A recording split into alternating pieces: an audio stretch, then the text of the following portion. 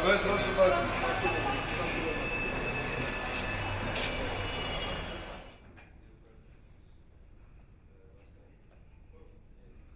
said about training, you said about Mr. Aiyaz, Sayed-Khaiyum. The minister we have, will we have such kind of...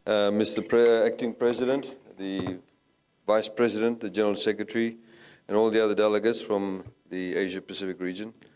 I've always wondered about where was the P in the ABU, denoting the Pacific, but I understand it's incorporated within the Asian region. But thank you very much, Mr. Acting Vice President, for your opening remarks. It gives us much pleasure to host you here in Fiji. As you know, as the President has highlighted, that recently we had the second strongest recorded storm ever in the world that hit Fiji. It was the strongest ever in the Southern Hemisphere. The most strongest was, of course, in Philippines a couple of years ago, Cyclone Haiyan. It left a trail of devastation in Fiji. We lost about 44 lives, which is obviously a lot of lives for us, a small country like us. Indeed, one loss is a lot. But it also left a trail of destruction in terms of infrastructure, in terms of individual homes, schools, public infrastructure such as nursing stations, and of course, roads and jetties and bridges. But what it also did bring home the point is that broadcasting and communications is very, very vital. In particular, in countries like Fiji, where we're made up of about 320 islands, of 110 of which are habited. So it is very critical to get the messaging out. It is very critical to have a medium of communication. And therefore, broadcast is very, very important, whether in television, radio, and of course now you have through the internet. It also brings home the point, ladies and gentlemen, that in many of the Asian countries, you do have the economies of scale. But in the Pacific Islands, there's no economies of scale when you think about it. The largest Pacific Island country, of course, is Papua New Guinea with a population of nearly 8 million. And then the next largest is Fiji with less than 1 million. So you have Pacific Island countries with a population of only 50,000. One country has a population of 3,000. That's the entire population of that country. You have other countries, of course, with about 100,000 in each of those island countries. That obviously means that the task of broadcasting becomes a lot more difficult. The task of retaining personnel in that area broadcast becomes a lot more difficult. And of course, training is something that is very, very critical to ensure that we have the capacity within the individual broadcasting organizations in those individual countries kept up to speed and indeed with the technology. So ladies and gentlemen, I hope that through your deliberations you'll also be able to focus on those areas in terms of bringing about assistance and how we can, of course, in the Pacific region learn from you and how you can impart that knowledge to us and also the technological uptake.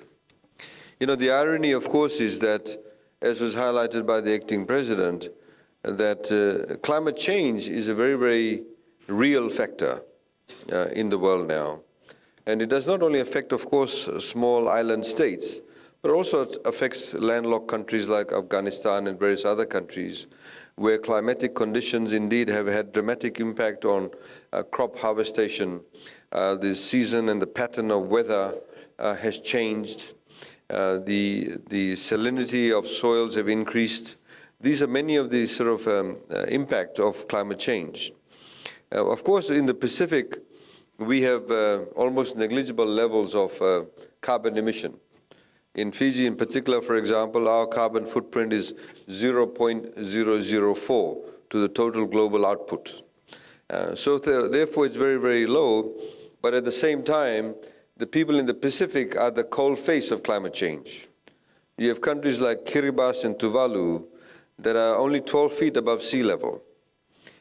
They may actually, in the next 20 to 30 years, submerge beneath the waters.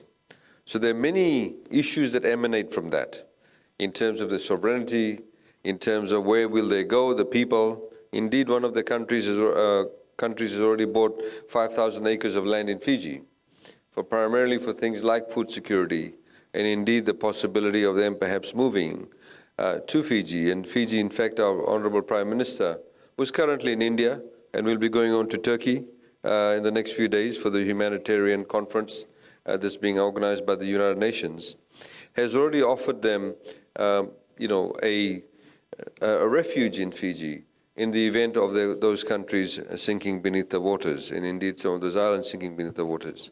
So the reality is, ladies and gentlemen, some of the challenges that face us, whether it is the relocation of villages from coastal areas, or whether indeed it may be because of the frequency and the intensity of climatic events, you may have towers of broadcasters coming down. As you would have heard, I'm sure the CEO of Fiji TV and the CEO of FBC would tell you that in the recent cyclone, a number of their sites was non-functioning because of the fact that some towers went down, were damaged, or indeed the access to electricity. The northwest of this island, till some of the parts till today don't have electricity because of the fact that 9,000 kilometers or miles of kilometers of cable has to be checked before FEA, the Fiji Electricity Authority, can switch on the lights. So these are some of the hardcore realities that are faced by the Pacific Island countries.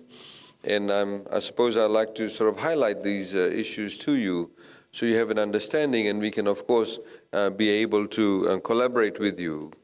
The Fijian government is very keen to work with organizations such as ABU.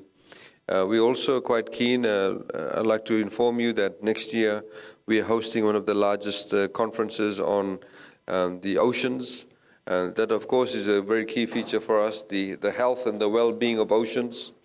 And we're having a very large UN-sponsored conference here. So we'd be very keen, of course, to be able to have some specific gathering or conference through the broadcasters regarding climate change. And we quite welcome that. If you have any ideas regarding that, we're quite happy to talk to you, to your secretariat, in hosting any climate change conference. And I've also noted that the ABU has never had a General Assembly meeting in the Pacific. And that might be time for you to be able to host a conference in the Pacific. I think, ladies and gentlemen, sometimes in the international fora, what is really critical, in particular those people who are on the periphery, the nations that are on the periphery, to give them a sense that they actually do belong to the center, that they are very much catered for and thought about by the center. And by having such conferences where you generally don't have it, you are able to, in fact, allow the thought process, that engendering of belongingness to take place. So I'd like to thank you very much for the invitation this morning. I'd like to wish you all the best for the deliberations. And of course, as we've said, through the various broadcasters in Fiji, we're quite happy to assist you and provide any particular level of collaboration you require. And I wish you all a very good stay in Fiji. I know that my time to speak is only about 5 minutes, so I won't speak any longer. But I wish you a very good stay. Please take time to enjoy our country. As was shown in the video, recently there was a survey done, and they found that the happiest people on the face of this earth were in Fiji. So we'd like you to take advantage of that, take advantage of our hospitality, and I wish you a very good stay. And we look forward to seeing you back in the future. Vinaka, thank you.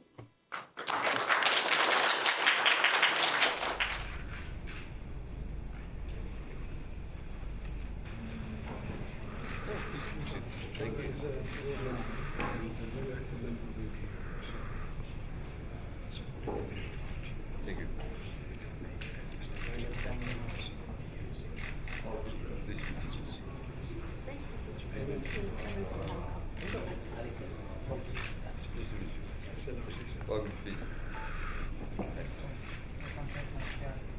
Yeah, pleased to meet you. And you don't know how many hours they were on the flight. Which way did you come? Which way did you fly? From Seoul. Oh, okay, okay. Which one did it?